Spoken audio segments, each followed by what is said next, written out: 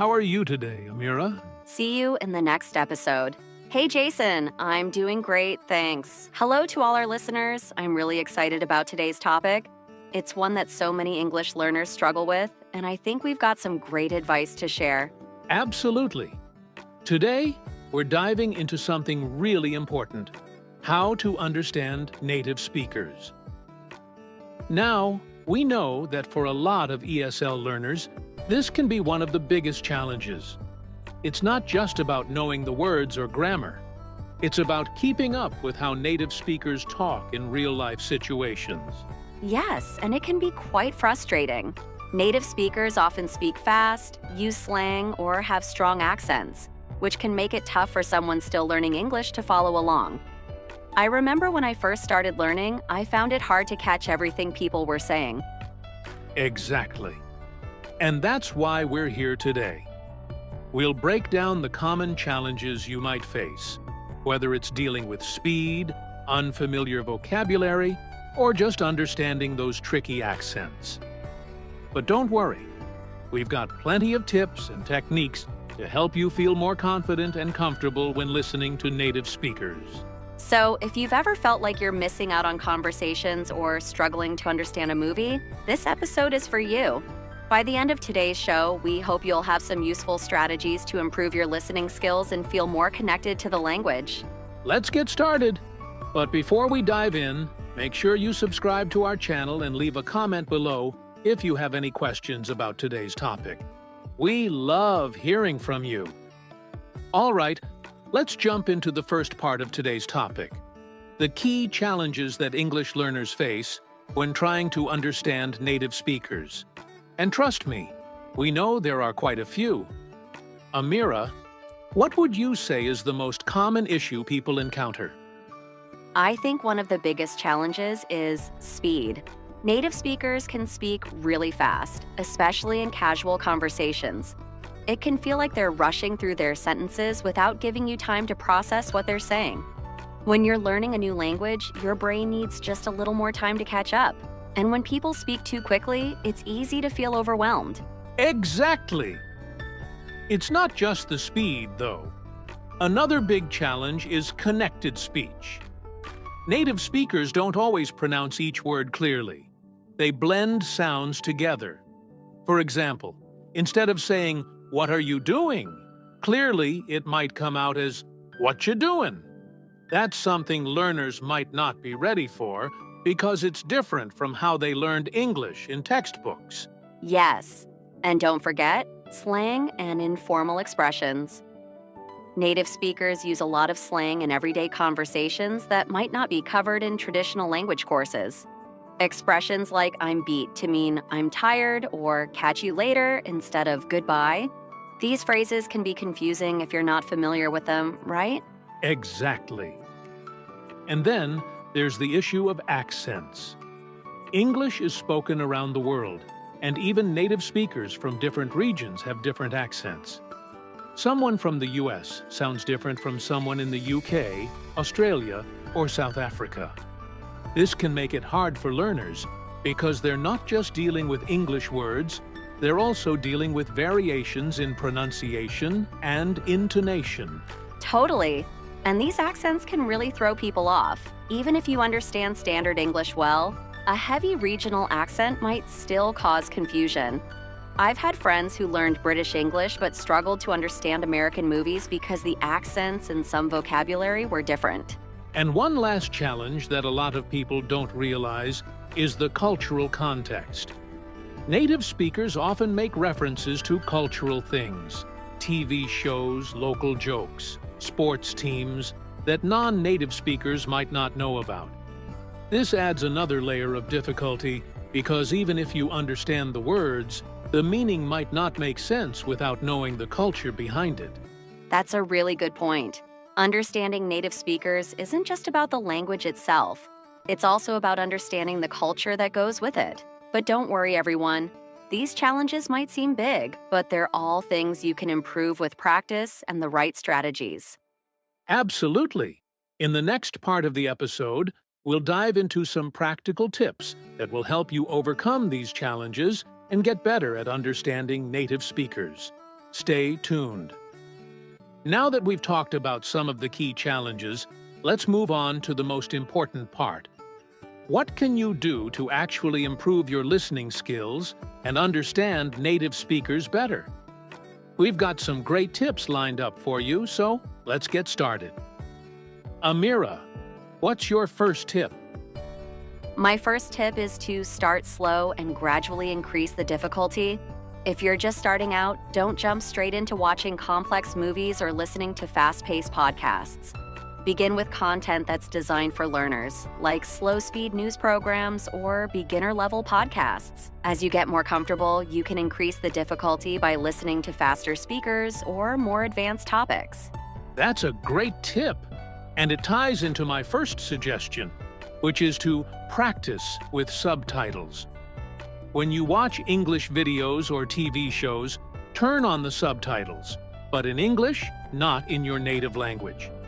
This way, you're reading and listening at the same time, which helps reinforce what you're hearing. Once you feel confident, try turning the subtitles off and see how much you can understand on your own. Yes, and don't be afraid to repeat what you're listening to. I always tell learners to listen to the same audio multiple times.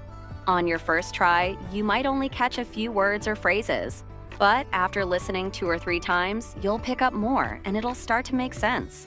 Repetition is key to training your ear to catch the sounds and patterns of native speech. Another useful technique is to focus on key words and context. Native speakers often drop words or shorten them, but the key words will still be there. For example, if someone says, "Gonna grab lunch, wanna come?" You might not catch every single word clearly, but you know they're asking if you want to join them for lunch. Don't stress about understanding every word. Focus on the overall meaning and use the context to fill in the gaps. That's a great point, Jason. Another tip that really helped me was listening to a variety of accents. Like we said earlier, native speakers from different regions have different accents. To get used to this, expose yourself to different English-speaking countries. Watch movies, listen to podcasts, or even check out YouTube channels from the US, the UK, Australia, and more. The more exposure you get to different accents, the easier it becomes to understand them. Yes, variety is so important. And while you're doing that, it's helpful to practice shadowing. Have you heard of shadowing, Amira? Yes, I love shadowing. For those of you who don't know, shadowing is when you listen to someone speaking English and try to repeat what they're saying as quickly and accurately as possible, almost like you're shadowing them. It's a great way to train your brain and your mouth to get used to the speed and rhythm of native speech. Exactly. And if you want to take it a step further, you can pause the audio after each sentence or phrase, repeat it out loud, and then play it again to check how close you were. This not only improves your listening, but also helps your pronunciation. I love that, and one more tip I have is to immerse yourself in English as much as possible. If you can, try to surround yourself with English daily. Watch English TV shows, listen to music, follow English-speaking influencers on social media, and try to engage with content that you enjoy. The more English you hear in your everyday life, the more natural it will become to understand native speakers. That's such a good point. And even if you can't live in an English-speaking country, technology makes it possible to immerse yourself in English from wherever you are. I'd also recommend using apps and online tools designed to improve your listening skills. There are great apps out there like Duolingo, Babbel, or English Central that offer listening exercises, dictation, and even real-life conversations to practice with. And don't forget to be patient with yourself. Learning to understand native speakers takes time. It won't happen overnight, but with consistent practice, you'll see improvement. Celebrate the small wins along the way, like understanding a new phrase or catching a joke in an English TV show. That's right, Amira. Don't give up. Keep practicing, stay curious, and remember, the more you listen, the more you'll improve. In the next part, we're going to look at some real-life examples of situations where understanding native speakers is crucial and how to navigate them. Stay with us, everyone. All right, now that we've covered some useful tips, let's talk about real-life situations where understanding native speakers is crucial. Amira, do you have a situation in mind where understanding native English speakers was really challenging for you at first? Oh yes, I remember when I first moved to an English-speaking country. One of the hardest situations for me was ordering food at a busy restaurant. The server spoke so quickly, and they used a lot of informal phrases like, "What can I get you?" or "Do you want that to go?" I felt like I couldn't keep up. I had learned formal English, but the way they spoke was much faster and more casual. I can imagine that being overwhelming. And restaurants are one of those places where you're expected to respond quickly, which makes it even harder. That's a great example. A similar situation is on the phone. I think a lot of learners struggle with phone conversations. Without body language or visual cues, it's easy to miss what the other person is saying. Have you had any experiences like that? Definitely. Phone conversations can be tricky. I remember trying to book an appointment over the phone. The receptionist had a thick accent and they were speaking really fast. I had to ask them to slow down and repeat themselves a few times. It was a good reminder that it's okay to politely ask someone to repeat something if you didn't catch it the first time. That's a great point. Never be afraid to ask someone to repeat themselves or to speak more slowly. Another real-life scenario where understanding native speakers is important is in social settings. When you're at a gathering with friends or co-workers, conversations can move quickly, and people might use a lot of slang or cultural references. Have you ever experienced that? Oh, all the time. I used to feel lost in group conversations because people would reference TV shows, sports, or jokes that I didn't know about. One time, someone made a joke using a phrase I'd never heard before, and everyone laughed except me.